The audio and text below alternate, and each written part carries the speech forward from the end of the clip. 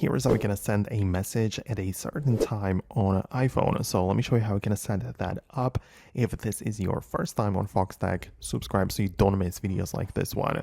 So this has to be set up through the Apple Shortcuts application. So if you don't have it, you just download it from the App Store, but it should already be part of your iPhone. So using this, you can get inside and part of the main section where all of your shortcuts are, tap the plus button in at the top right to start a new one.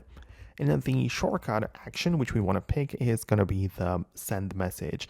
You might already see it right here, but if not, just look it up through the search.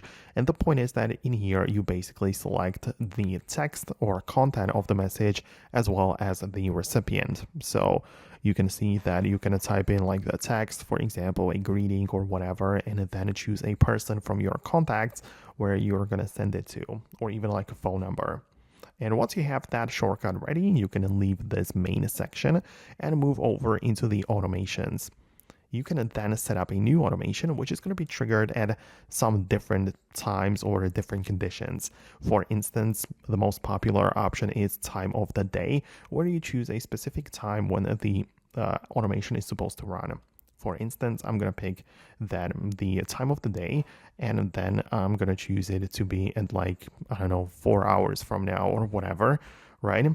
Then I'm going to click on run immediately, so I don't even want to confirm it, but that's up to you, of course. Then tap on the next, and at this point, at this time, what exactly is supposed to happen is that I choose the shortcut which I just created.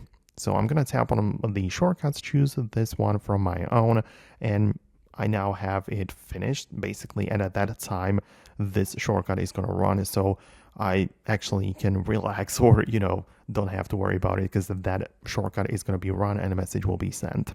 So then you will most definitely need to delete this automation because it kind of repeats on daily or weekly or even monthly basis. But, it's important to make sure that you don't have it in the background that it would be repeating over and over again, so you can then delete it and it's basically done. So I hope it makes sense. Let me know if you managed to find what you needed. Subscribe for more, and I'll see you in the next videos as well.